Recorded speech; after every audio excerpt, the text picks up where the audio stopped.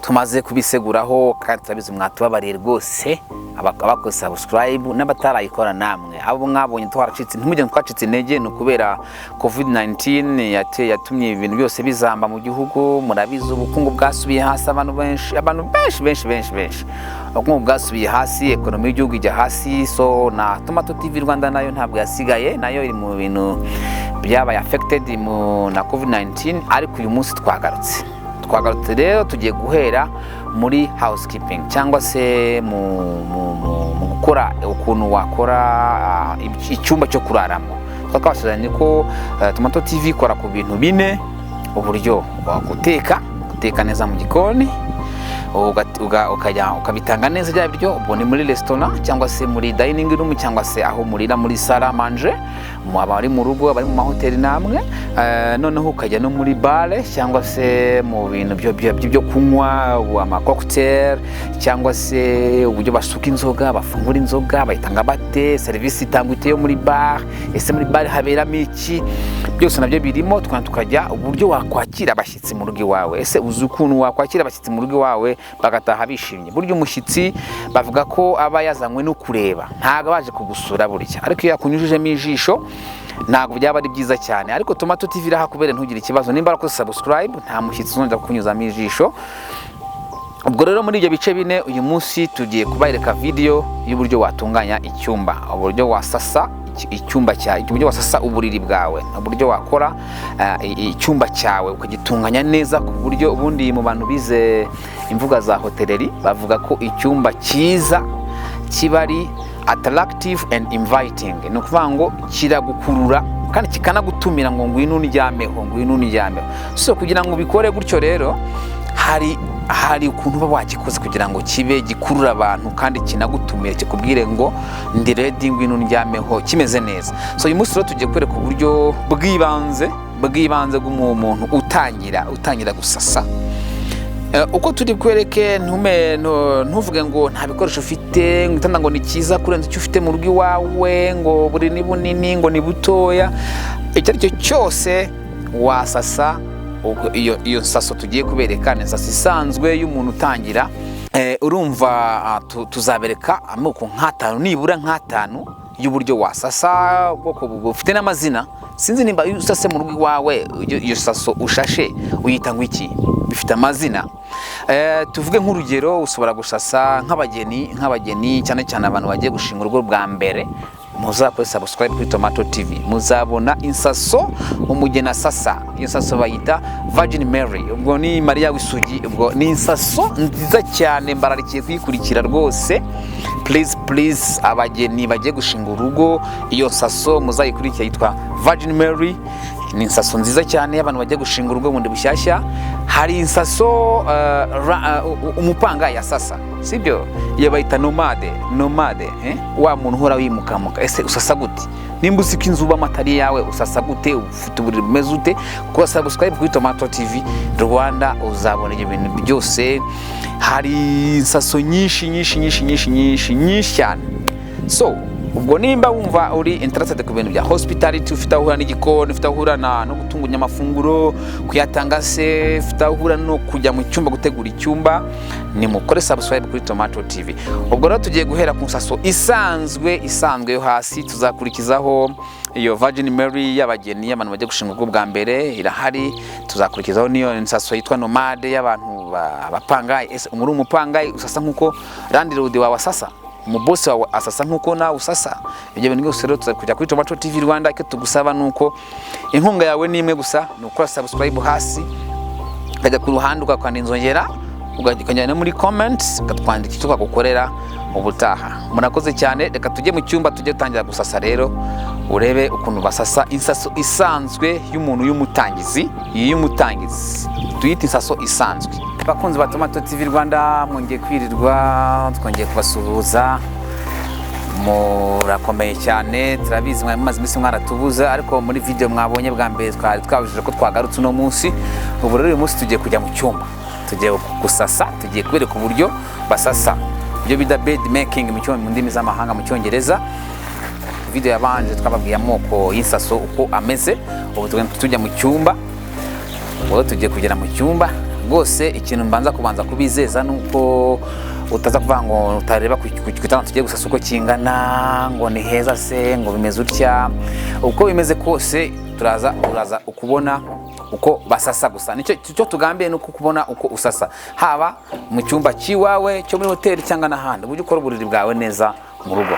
Nkuko mubibona rero twageze ku cyumba, ubwo rero tugiye kwinjira mu cyumba tumenye neza ese icyumba cyacu kimeze ute. Turakingura ubona nageze ku cyumba, ubwo rero tugiye gufungura icyumba. Tumaze gufungura icyumba rero turinjira mu cyumba. Urasiga urugi rufunguye. Iyo ugiye gukora icyumba ugikora gifunguye, nta mpamvu yo kugira. Urakingura icyumba cyawe, twamaze kucinjiramo. Process ya kabiri urafungura, urakuraho amarido, ukingure n'amadirishya. Okay, ufungure amarido, ufungure n'amadirishya. Nshaka ndarekera gutya nta n'ikibazo. Okay, twageze gutangira process rero yo gusasa uburiri bwacu.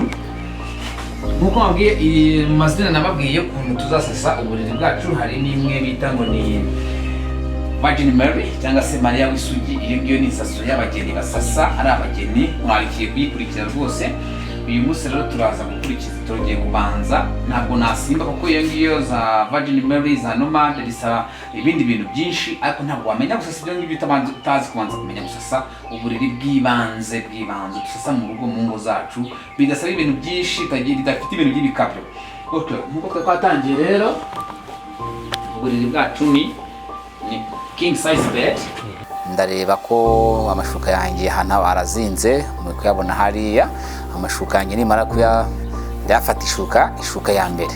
Step ya mbere ni ugushyira ishuka ya mbere, ndashyira ishuka yanjye.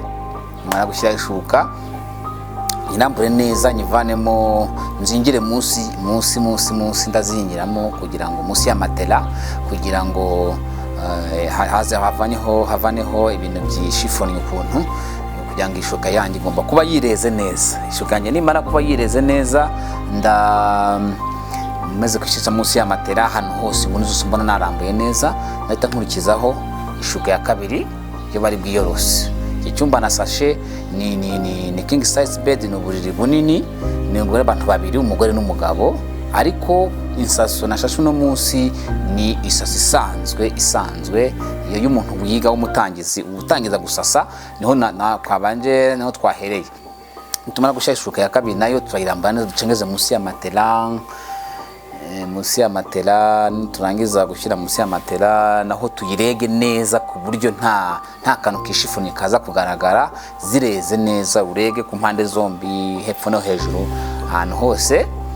Ishuka nimara kujyaho, turakurikizaho gushyiraho ikuvureri. Nakoresheje udukuvureri duciriritse, ntabwo ari ngombwa gusasa neza, ntabwo gusasa ibintu bihenze, ntabwo ibintu byiza by'amabara bipika cyane ngo bihenze, byavuye hehe amafaranga menshi. N'umuntu ufite ibintu bihenze, niyo mpamvu nakoresheje kano kantu gahendutse kugira ngo abantu bose bakabona mu mashopu yose asanzwe.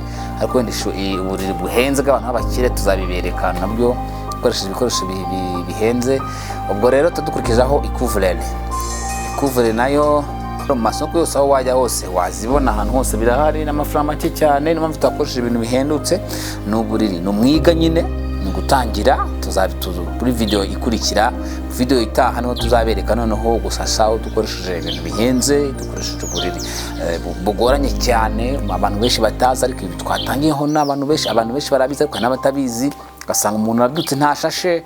Ariko ubu ngubu nibura uragira baza nibura y'ukuntu usasa uburiri ku buryo umuntu amubona akavuga uti uyu muntu agira isuku. Menye kuko icyumba cyakigaragara, uwo muntu ni nako aba agaragara mu mutwe wiwe, uko usiga icyumba cyawe kimeze nuko no mu mutwe wawe. Nimba usize kijagaraye urajagaraye, nimba usize kimeze neza nyawe ubwo mutwe wawe umeze neza. So ubwo rero tumaze gushyiraho ikuvureri.